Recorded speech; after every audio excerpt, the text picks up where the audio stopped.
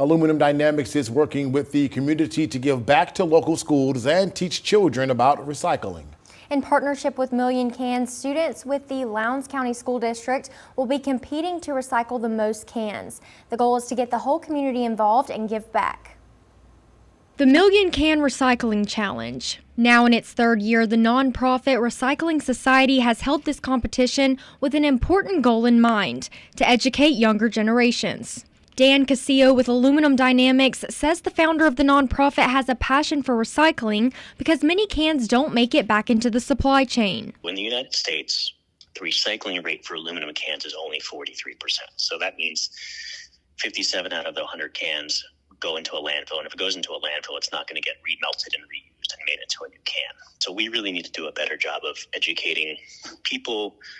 There's definitely, some infrastructure that's going to have to improve to get the recycling rates up, but that's not really what we're focusing on. We're really focusing on the education side. If there's more recycled material available to us, that also helps us use more recycled material when we're making product, which is going to be, like I said, lower energy costs. So we try to give different facts to the students. And one of the things that we say is if you recycle one can, the amount of energy that you save by recycling just that one can could run a television for 3 hours. So that's pretty powerful stuff that probably a lot of people don't realize. So that's really the motivation that we have, is that we need to get the recycling rates up in this country. And in Mississippi, the rate is only 12%. Casillo says recycling isn't always easy in parts of Mississippi, and the competition allows for more education, interest, and recognition of recycling across the state.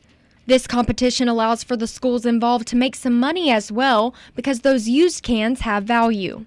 If they get recycled, the recycling companies will pay to get those cans back. And usually, just to give a rule of thumb, 35 cans weighs 1 pound, and the schools can make potentially 50 cents per pound for all the cans that they get back. So it's going to add up to be a couple $1,000 most likely. 44 schools nationwide will be taking part in this challenge. To keep students motivated, once the first goal is met, third graders will win an ice cream party and a book on recycling. Lowndes County Superintendent Dr. Sam Allison says the district is excited and the schools are ready. One, you can teach your kids to be responsible, but also teach them how that something right here in the area can benefit from us teaching recycling and gathering cans. I think all of our elementary schools are on board. They have their bins in place and are excited to not only recycle, but to compete against each other and compete against other people in the state and across the country. I think the knowledge that our kids will gain